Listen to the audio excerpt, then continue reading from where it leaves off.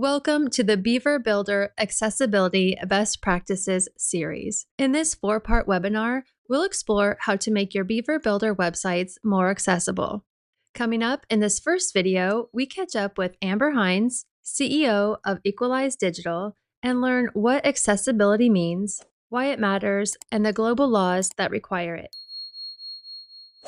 All right, so welcome to Beaver Builder Accessibility Best Practices. I am Amber Hines, and I'm the CEO of Equalize Digital. I am very excited to be here today talking about accessibility best practices for Beaver Builder. So to get started, what is website accessibility? If you're not sure or you haven't heard of it before, basically an accessible website is one that can be used by everyone, people of all abilities and disabilities using a variety of devices and assistive technology.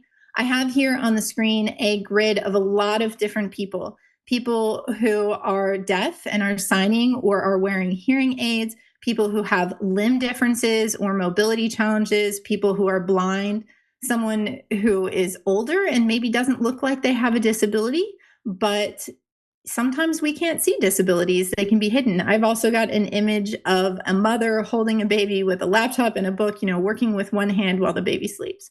There are a lot of different situations which can cause people to need to engage with a website differently. Maybe they can't use a mouse, maybe they can't see, maybe they need captions. And so really what website accessibility is about is ensuring that it works for everyone and you have the largest possible audience able to use your website. Around the world, there are a lot of different laws that require websites to be accessible. I have a few of them up here that I'm going to talk about. They are not all inclusive. We could have an entire webinar just talking about website accessibility laws. So I would say, depending on where you are around the world, definitely make sure that you look into these. And also, I'll note I'm not an attorney, so I can't give any legal advice, but it is definitely worth doing some research to make sure that you are aware of what impacts you.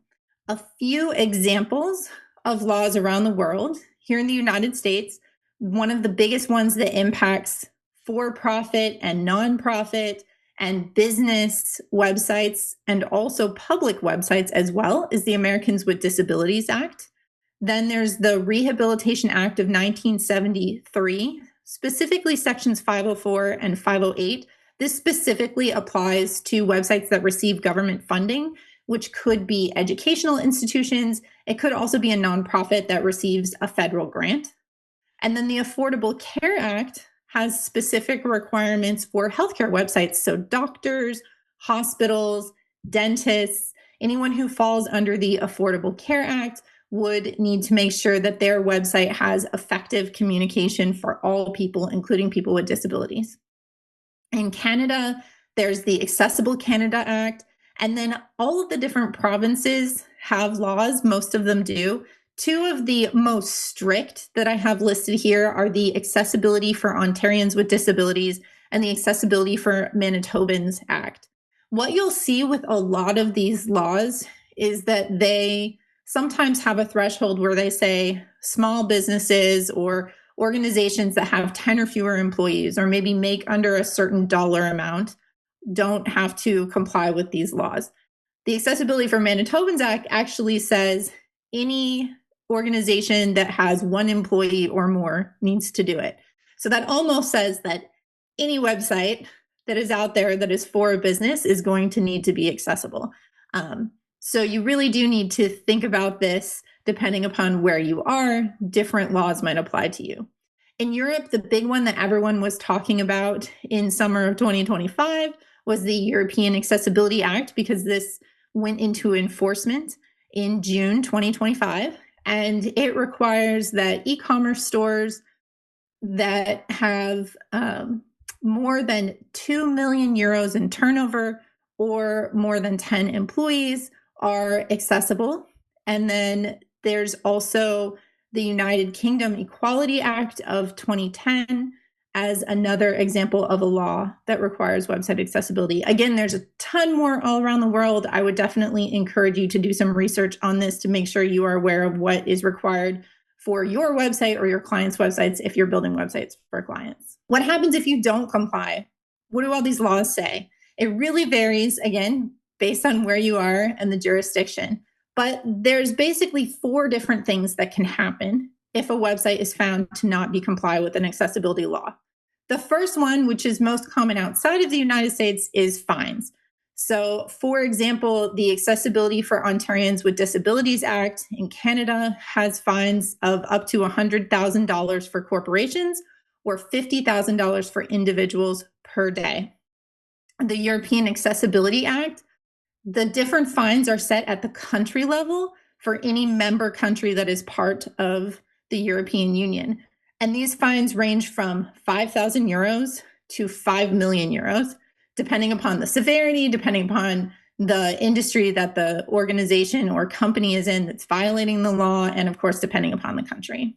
Another really big one, and this is pretty common across all of the laws, is that a common result of violating the law is that you can lose federal funding or tax breaks.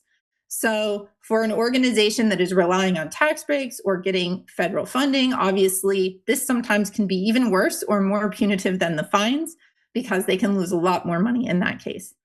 There are a couple of countries now, specifically Ireland and Cyprus are 2 under the European Accessibility Act that include jail time as a possible consequence of violating these laws and refusing to fix it, or potentially lying to the government and saying, no, this website is accessible when it's not.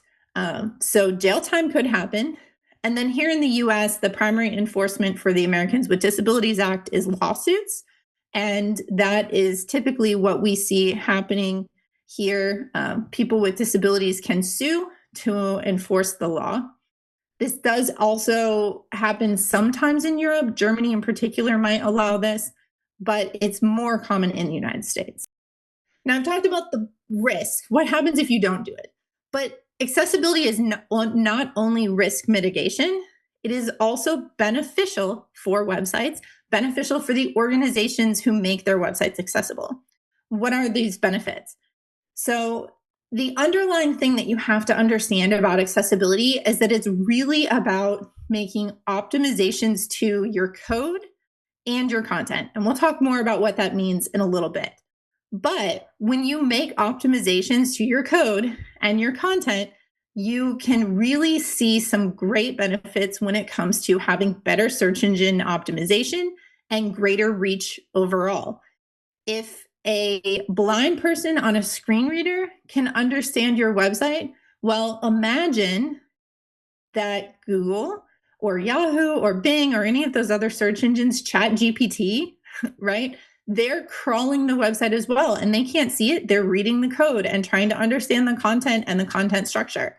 Well, now they are also in some ways like a blind user. So making it better for blind users makes it better for SEO.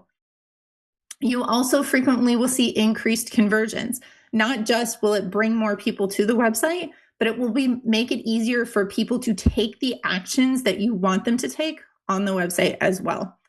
And then you might see reduced operational costs. Think about it this way. What happens if I want to buy something from a particular business and I go to their website and I can't complete the checkout process, or I can't submit the form that would start that conversation? I might abandon, yes, or I might pick up the phone, or I might see there's a live chat and engage with that live chat. Well, what's going to happen now that I've picked up the phone or I've started talking in the live chat is that a human being sitting somewhere in an office has to help me. And so obviously, the more people who require that sort of personalized assistance, the more staff you need to have and the higher your costs are. When people can self-serve on the website, it reduces costs for the organization. Another thing to think about as a benefit of accessibility is it really allows you to live your organizational values.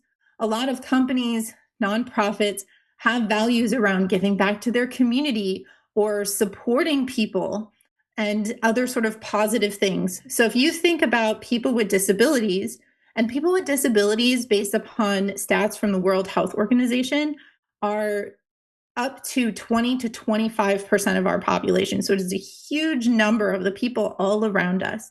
If you think about building a website that works better for them, this is a way that you can live that value of giving back to your community and supporting people. And then also, if you're an agency, there is also a benefit here, which is that if you focus on accessibility or add accessibility into your services, it can typically lead to increased revenue. Building accessibility into website projects is something that allows you to move up in the types of clients that you're taking. So it is a requirement for education websites, for government websites, for large businesses are typically saying now we have to have an accessible website because they realize that they are required to do so by law.